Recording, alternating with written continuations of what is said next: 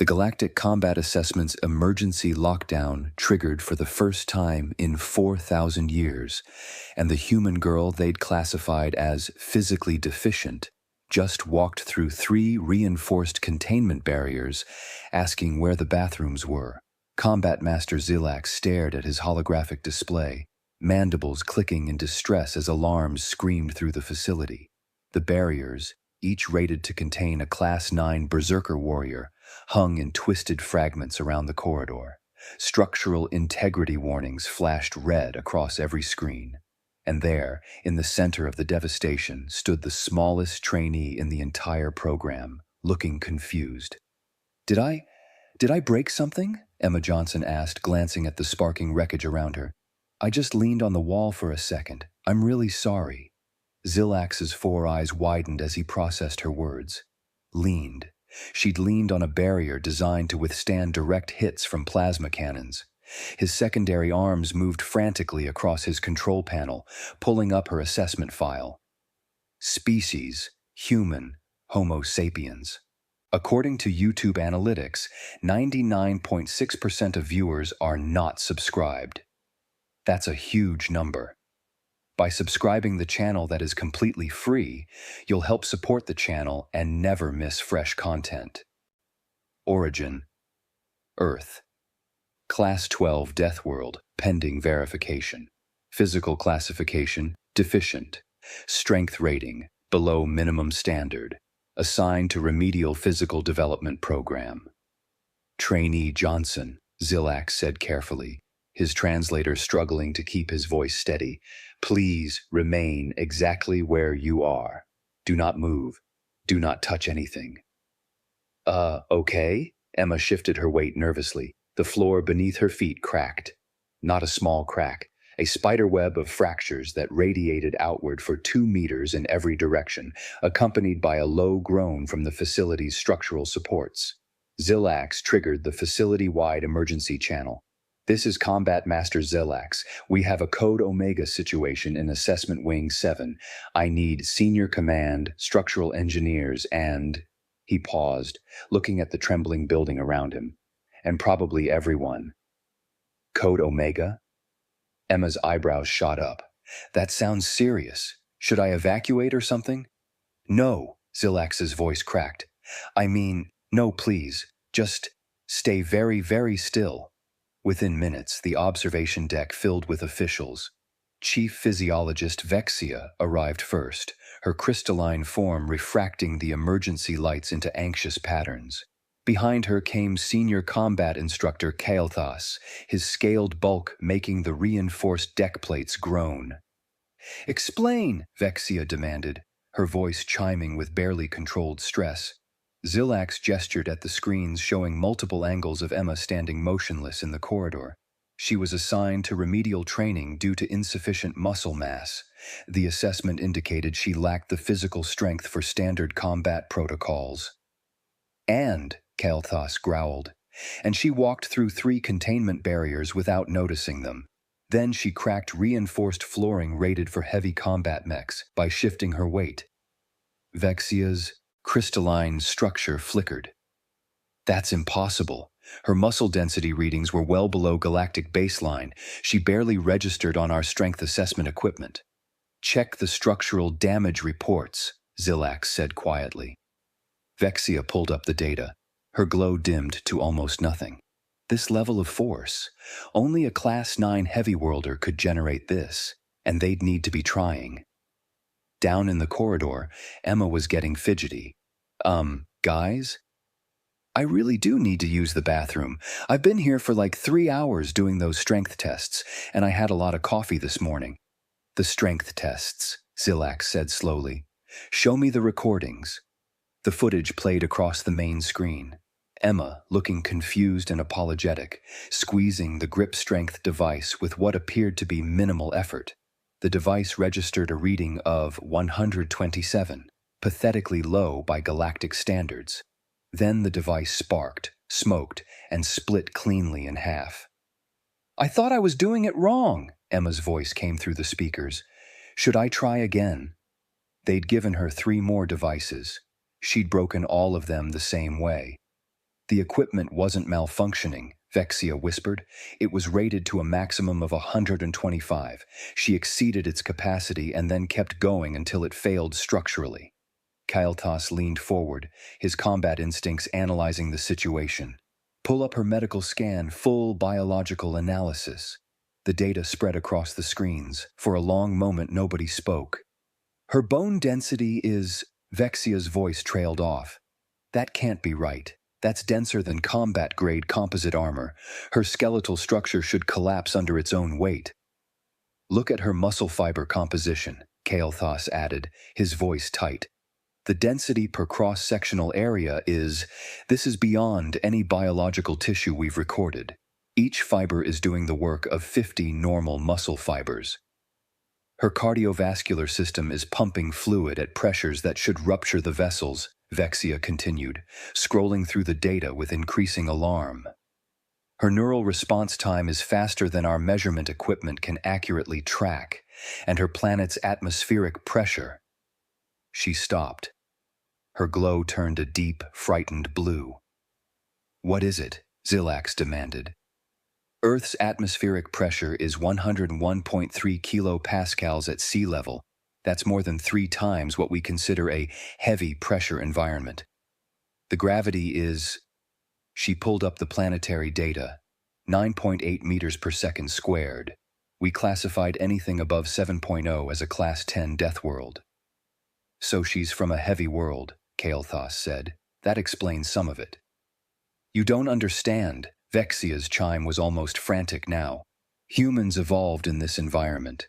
Their entire biology is built to survive in conditions that would kill most sentient species within hours.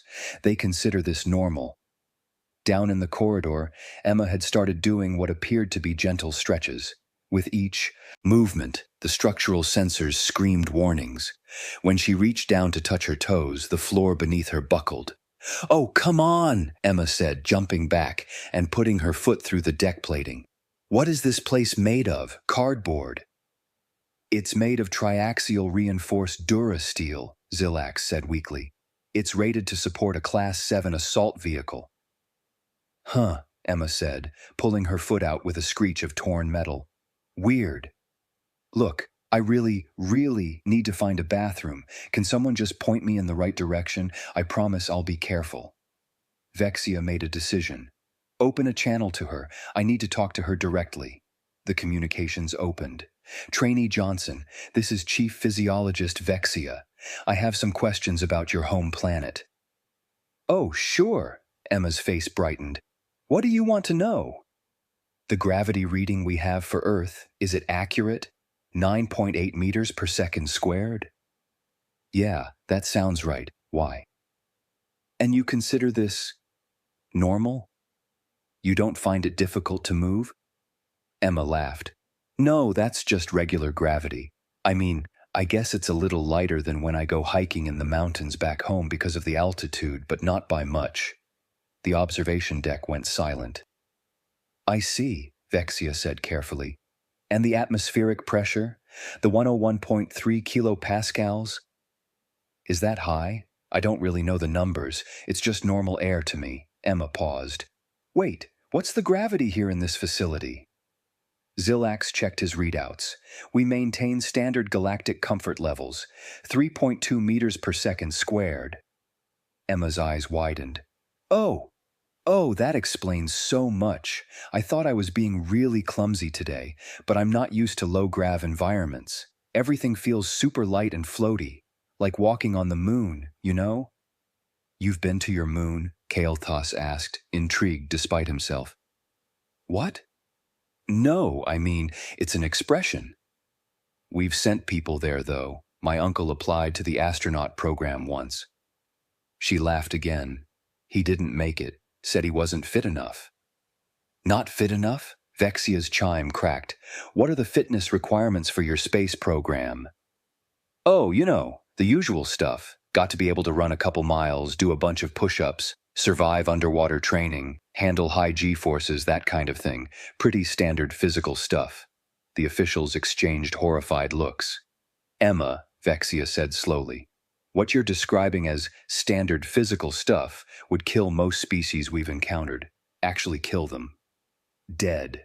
Emma blinked. Seriously? Yes. Let me ask you something else. You mentioned having a sprained ankle earlier this week. How did that happen? Oh, that? I was playing basketball. It's this game we play with a ball and hoops, and I landed wrong after jumping for a rebound. Rolled my ankle pretty bad. She lifted her foot, rotating it casually. It's mostly better now, still a little sore, but I can walk on it fine. You sustained a serious joint injury and you're already ambulatory? After how many days? Like 3 days ago? Is that weird? Vexia's glow flickered erratically. She pulled up comparative healing data, her voice chiming with barely suppressed panic as she spoke to the other officials. A sprained ankle for most species requires weeks of recovery in a medical pod. Some species would consider it a career-ending injury. She's treating it like a minor inconvenience. Because for her species, it is a minor inconvenience, Kael'thas said, his tactical mind already racing ahead. Her entire biology is built for rapid healing, extreme durability, and operating in an environment that's actively trying to kill her. We didn't classify her as deficient. We classified her as deficient compared to other humans. The implications hung in the air like a gravitational wave. Zilax pulled up the full human database. According to this, Emma was rated as below average in physical capability. By human standards. She's a university student studying literature. She works part-time as what's a barista? Someone who makes coffee drinks, Emma called out helpfully. It's not exactly glamorous work, but the tips are decent. A civilian, Kael'thas said flatly.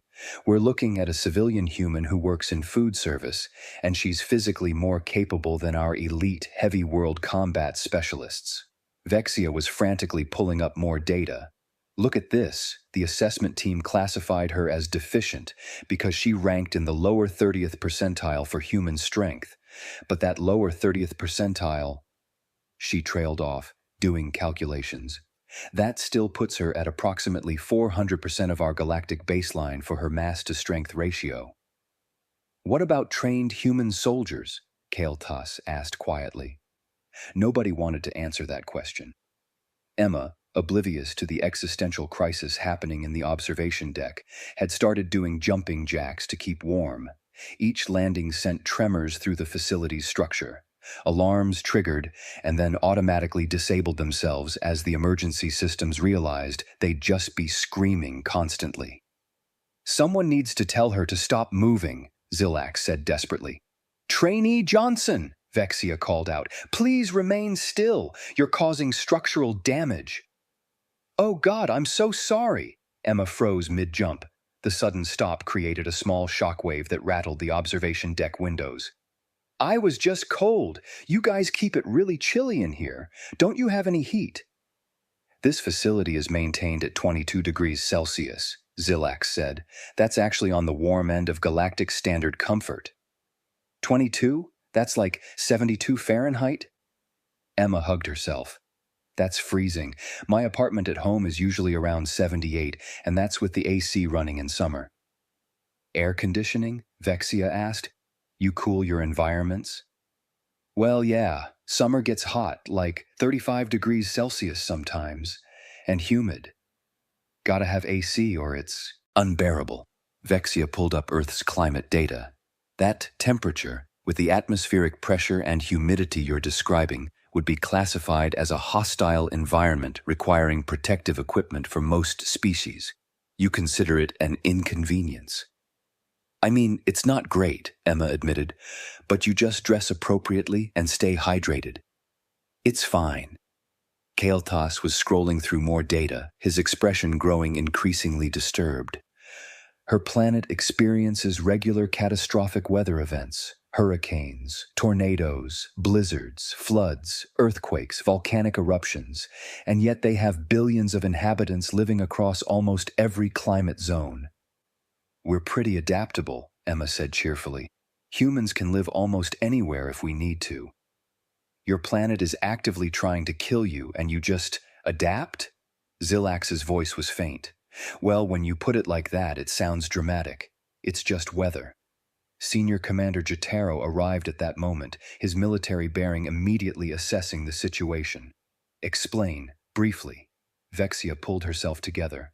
Sir, we have severely miscalculated human physical capabilities. The girl in that corridor is from a Class 12 Deathworld, and what we classified as deficient strength is actually superhuman by any reasonable galactic standard.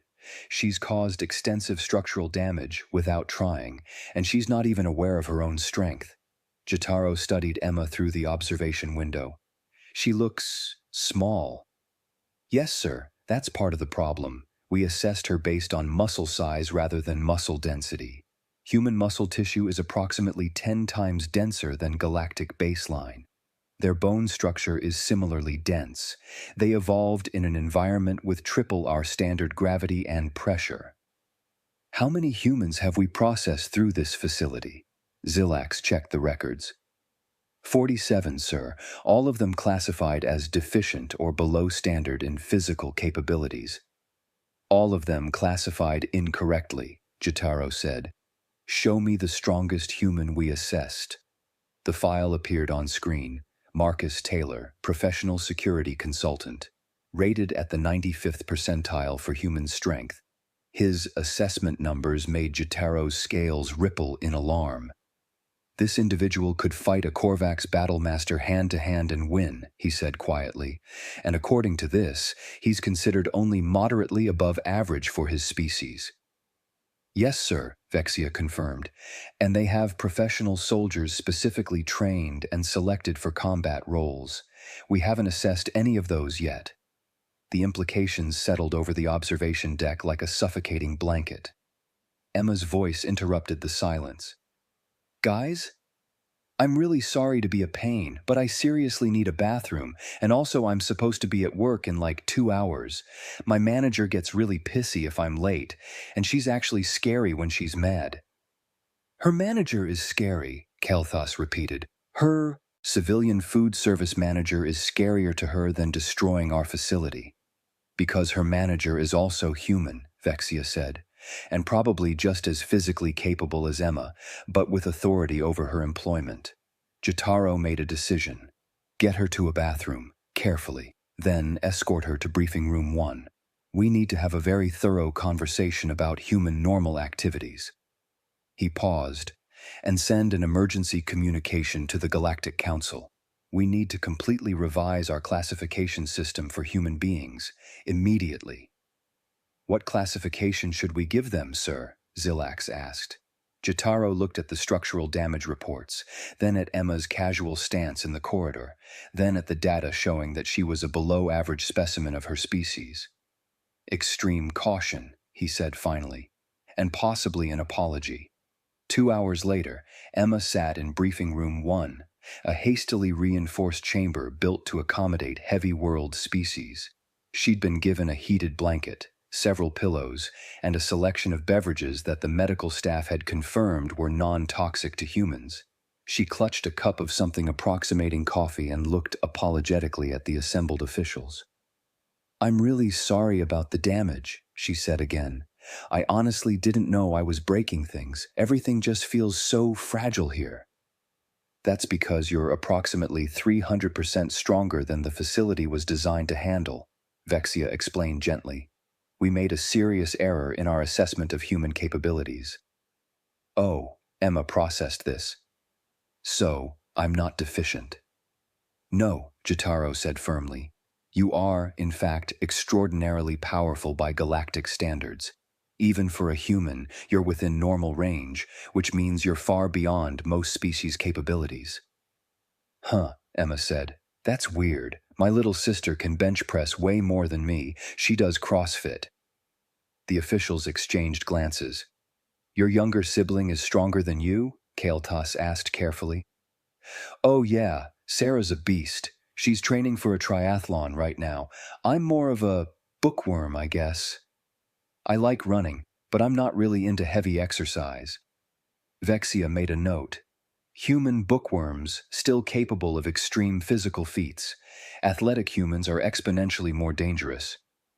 Emma, Jotaro said, I need to ask you some questions about normal human activities.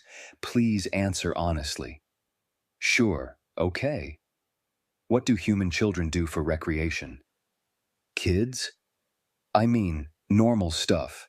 Tag, hide and seek, dodgeball, climbing trees, riding bikes, playing sports, just regular kid stuff. Jotaro pulled up video footage of human children playing dodgeball. The assembled officials watched in horror as small humans hurled projectiles at each other at velocities that would be considered assault weapons by galactic law. And this is acceptable? On your world? Zillax asked weakly. I mean, sometimes kids get hurt, but that's just part of growing up. You fall down, scrape your knee, get back up, builds character. Falls that would hospitalize most species are considered character building for human juveniles, Vexia muttered, taking notes. Tell me about your job, Jotaro continued. What does a barista do? Oh, it's pretty simple. I make coffee drinks, work the register, lift supplies, clean up. It's just a basic service job. Emma shrugged. The hardest part is dealing with rude customers, honestly. And my manager, she's got this look that could melt steel when you mess up an order. What kind of supplies do you lift? Kael'thas asked. You know, boxes of cups, bags of coffee beans, milk crates, that kind of thing. Usually around 20 or 30 pounds, sometimes heavier. 9 to 14 kilograms, Vexia translated, repeatedly, as a casual part of her job, while also operating equipment and interacting with customers. What equipment? Jotaro asked, dreading the answer. Espresso machines, grinders, blenders, that kind of thing. Nothing fancy. Zillax pulled up specifications for espresso machines. These operate at 9 bars of pressure. That's 9 times Earth atmospheric pressure, Vexia finished. They're casually operating pressure equipment that would be classified as industrial machinery on most worlds. Emma's phone buzzed. She glanced at it and winced. Oh no, I'm definitely going to be late for work. My manager's going to kill me. She won't literally kill you, though, Zillax said hopefully. No, but she'll make my shift miserable. Emma stood up and several officials flinched. Look, I really appreciate the chat and everything, but I need to go. Are we done with the assessment? Can I leave? Jotaro exchanged looks with his team. Yes, but Emma, we need you to be very careful moving forward. Try to be aware of your strength relative to your surroundings. We're going to have to rebuild significant portions of this facility. I'm really sorry, Emma said sincerely. I'll be more careful. And hey, if you need help moving stuff during the repairs, I'm happy to volunteer. I'm pretty good at heavy lifting. The officials unanimously shuddered. That's very kind of you, Jotaro managed. We'll keep that in mind. Emma gathered her things and headed for the exit. She paused at the doorway. Oh, and just so you know, I'm actually pretty weak for a human. I told you my sister could probably do all this stuff way easier, and she's just a college athlete, not even a professional or anything. She left, accidentally pulling the reinforced door off its hinges as she went. Oops, sorry. In the briefing room, silence reigned. Finally, Vexia spoke. We need to issue a galaxy-wide advisory. Humans are not simply from a heavy world. They're from a Class 12 death world. They've evolved to thrive in conditions that would kill most of us, and they don't even realize how extraordinary they are. They think they're normal, Kael'thas added. They've spent their entire evolutionary history adapting to a planet that throws every possible disaster at them, and they consider it just weather. And the weak ones, Zillax said, still staring at the data, the ones they consider physically deficient like Emma, they're still stronger than our best warriors. Jotaro stood, his military bearing returning. Update all human classification files, minimum rating, Class 9 physical capability, and that's for their weakest specimens. Update all facility protocols. Redesign physical assessment equipment, and send a priority message to the Council. We need to completely revise our first contact protocols for Earth. What should we tell them, sir? Vexia asked. Jotaro looked at the door hanging off its hinges, then at the structural damage reports, then at the video of Emma casually walking through barriers rated for combat mechs. "Tell them," he said slowly, "that we've been very, very fortunate that humans are friendly, because if they weren't, we wouldn't stand a chance." 3 days later, Emma was back at her coffee shop, dealing with the afternoon rush. A customer was being particularly difficult about his order, complaining loudly about the temperature of his latte.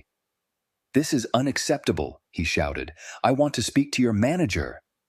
Emma kept her customer service smile in place, even as she felt the familiar annoyance rising.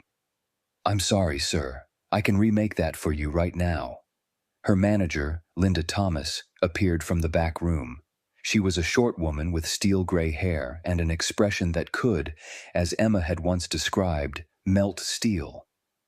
"Is there a problem here?" Linda asked, her voice quiet but carrying an unmistakable edge. The customer quailed. The latte was too cold." "Emma will remake it. Anything else?" "No, ma'am." Linda nodded once and disappeared back into her office. Emma remade the drink, and the customer left quickly, properly chastened. Emma's coworker, another college student named Jake, laughed. "Dude, Linda is terrifying. How does she do that?" "Right?" Emma said, grinning. "She's got this presence, you know, way scarier than anything at that weird assessment center I went to last week." She didn't mention the emergency Galactic Council session being held about her species. She didn't know about the complete overhaul of human classification protocols, or the fact that human standard was becoming the new maximum rating for physical capability assessments. She just knew that her manager was scary. Her shift was almost over, and she had a paper due tomorrow that she hadn't started yet. Just another normal day for a weak human girl from Earth. Somewhere in orbit, Combat Master Zillax watched the planet below and wondered what they'd been thinking, calling any of them weak. Weak didn't snap bones. Weak didn't shatter barriers. Weak didn't walk through walls. Weak didn't come from Earth.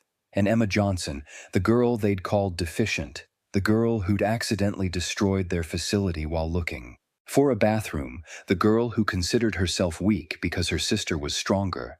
She was living proof that humanity's normal was everyone else's impossible.